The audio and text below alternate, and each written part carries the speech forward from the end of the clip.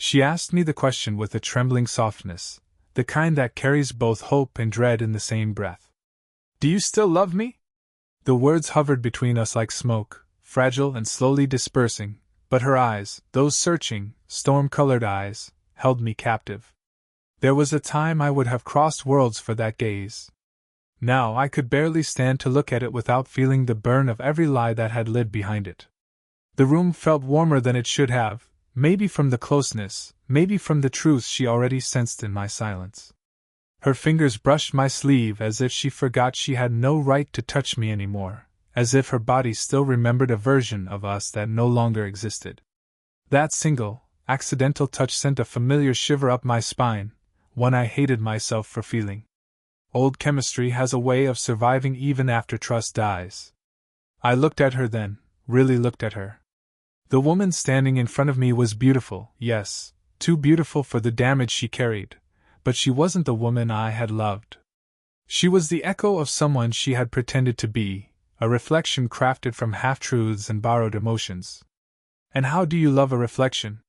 She took a small step closer, her breath catching like she was afraid of her own courage. Say something, she whispered. Her voice cracked, softer than the softest apology. There was a tenderness there, a longing that tugged at something deep in me. For a moment, the world shrank to just her lips, her pulse, her nearness. A moment where I almost let myself fall backward into the past. But then reality brushed cold along my spine. I loved who you pretended to be, I finally said. The way her face shifted, slowly, painfully, felt like watching a heart break in real time. She inhaled sharply, as if holding the pieces together. But beneath that pain, beneath the shock, something flickered.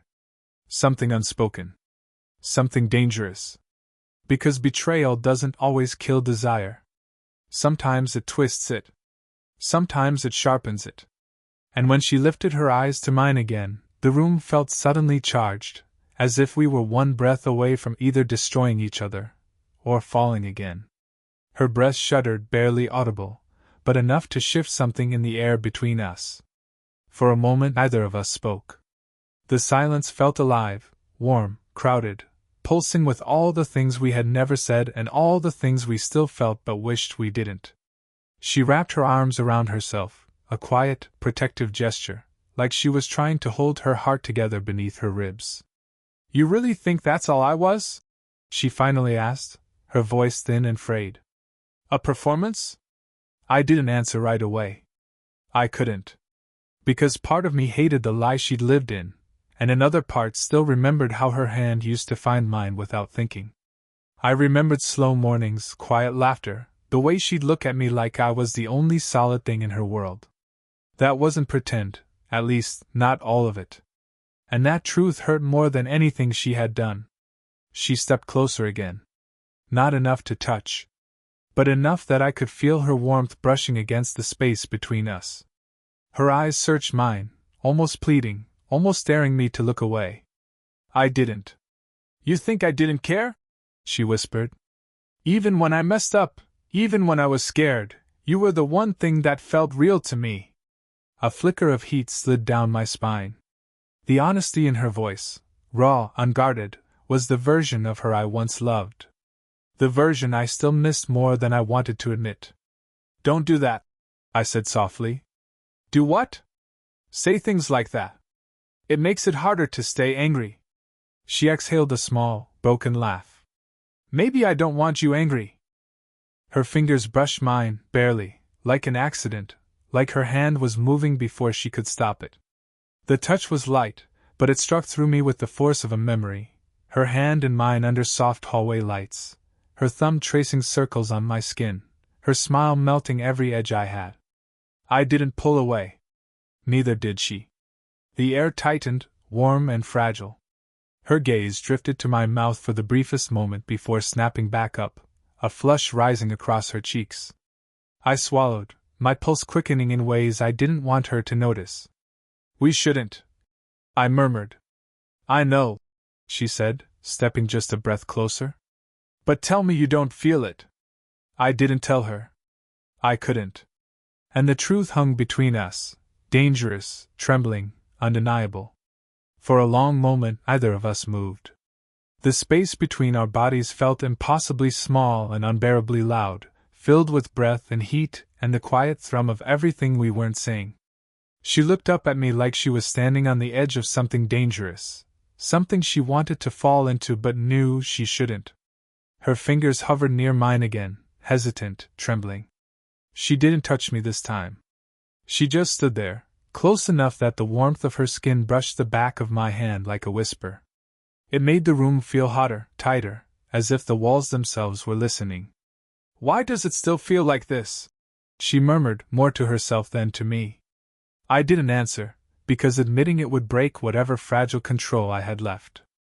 Instead, I inhaled slowly, forcing my eyes away from her mouth, forcing myself to remember the reasons I had walked away in the first place. The secrets.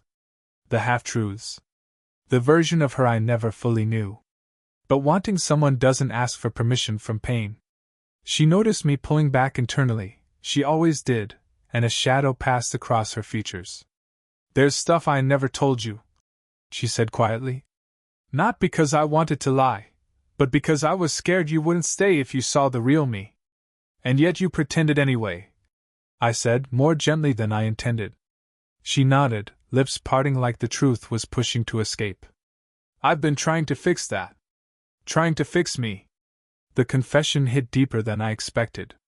There was a softness in her voice, a kind of honesty that felt different, raw, unpolished, real. It made my chest tighten. She took half a step closer. Just half. Enough to shorten the distance but not enough to touch. Her eyes flicked to mine, asking a silent question she didn't dare say out loud.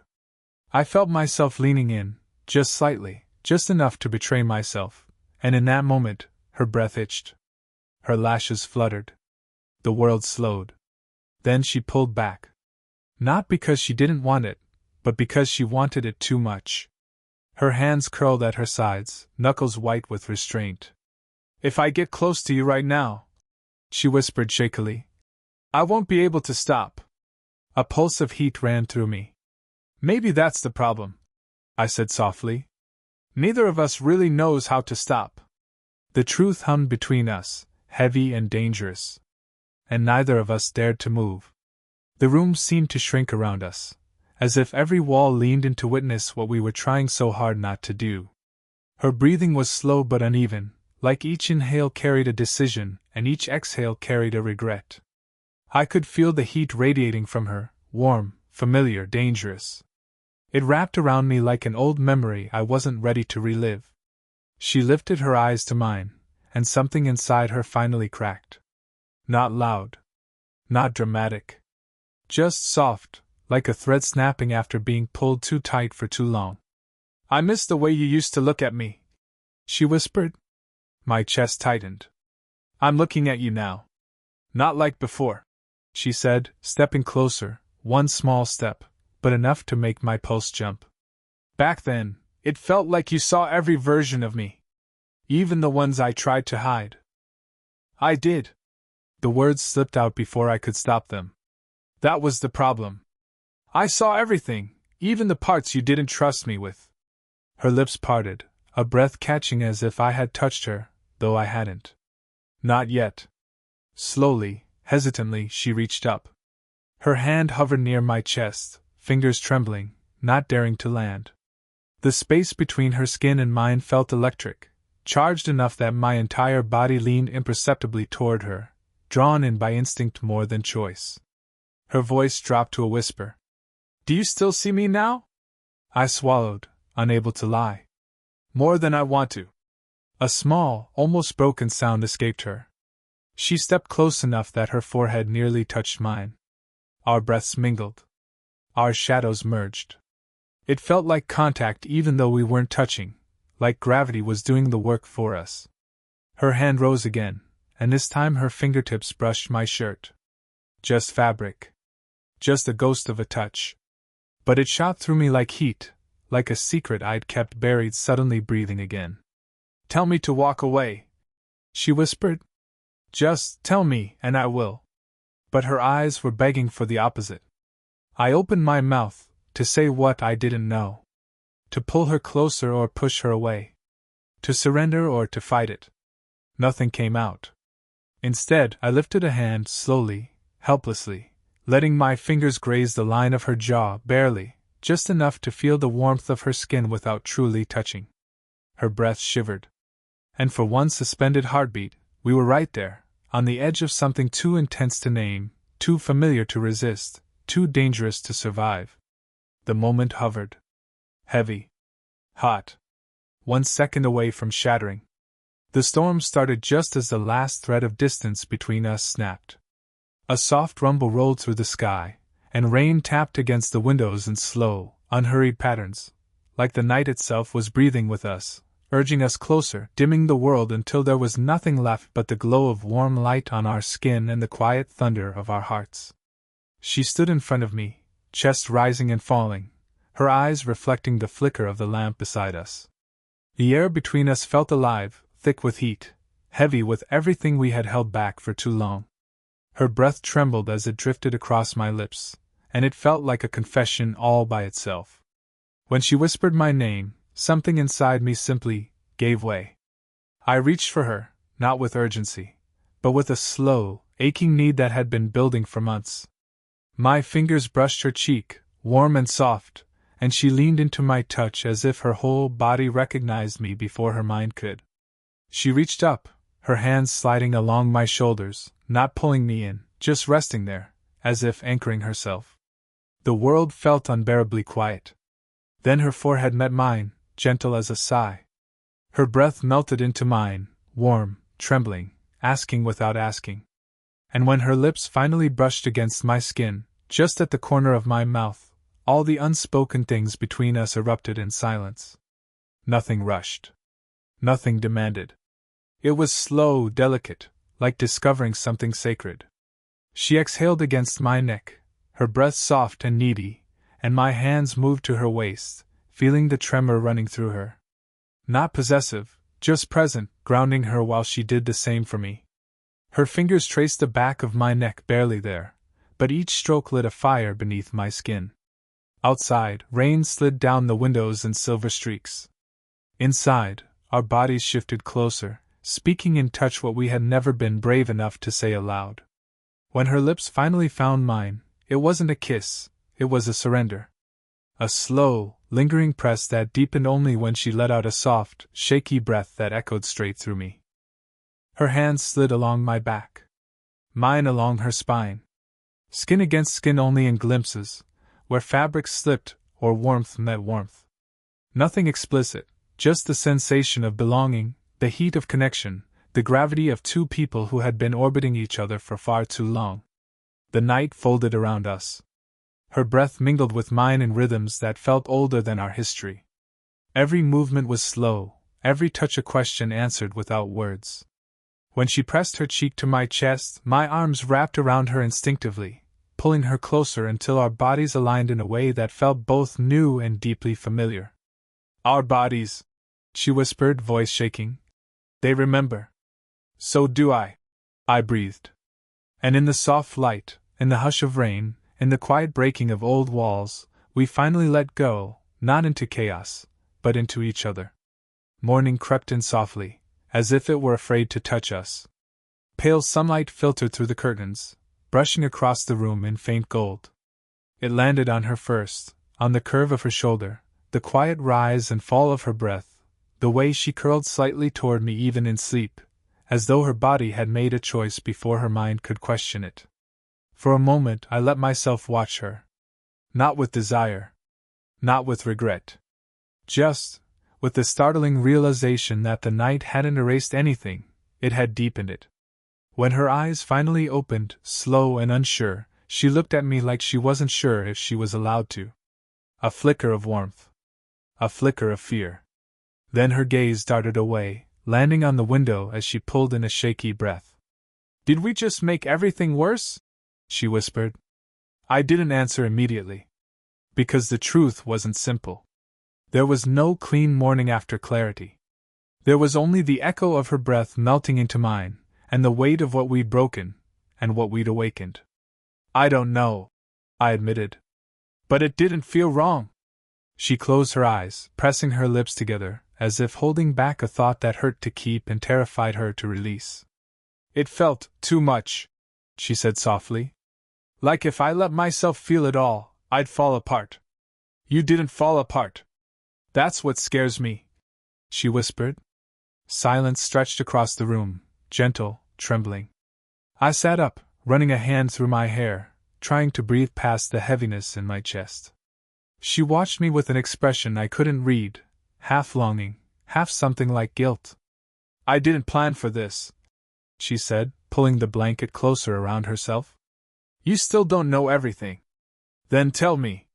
Before she could speak, a knock echoed sharply through the apartment. We both froze. Her face strained of color. Not fear, recognition. Who is it? I asked, my voice low.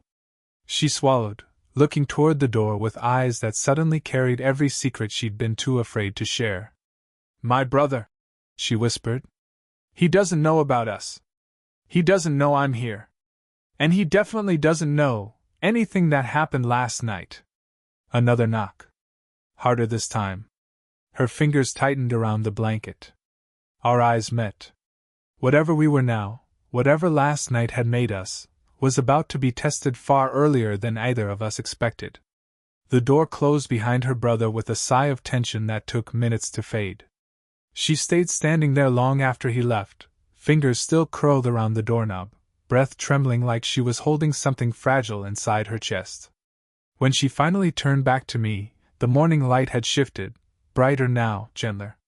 It fell across her face in soft gold, catching the uncertainty in her eyes. But beneath that uncertainty, I saw something else. Something steadier. We can't undo what happened, she said quietly. I don't want to, I replied. She exhaled, a fragile breath that carried weeks of fear, months of longing.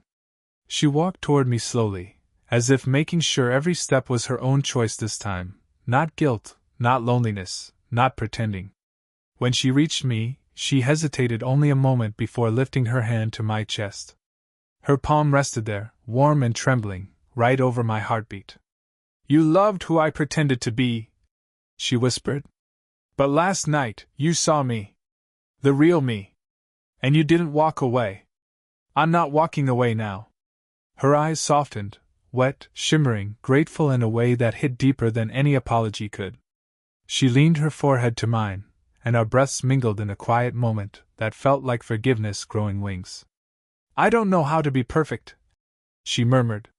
Good, I said softly. I'm tired of chasing fiction. She let out a shaky laugh, small and warm. Then she closed her eyes, and I pressed a slow kiss to her forehead, the kind that says stay, not want. The kind that feels like coming home after being lost for far too long. Her fingers curled into my shirt, pulling me closer, but not with urgency. With relief. With peace. We didn't rush anything. We didn't promise eternity. We simply stood there, holding each other in the soft gold of a morning that felt like a second chance, quiet, fragile, beautiful. And for the first time, the distance between who she was and who I thought she was didn't feel like a wound. It felt like a bridge. One we were finally willing to walk together, step by honest step. Some love stories end in flames. Ours ended in warmth, like a candle finally choosing to stay lit.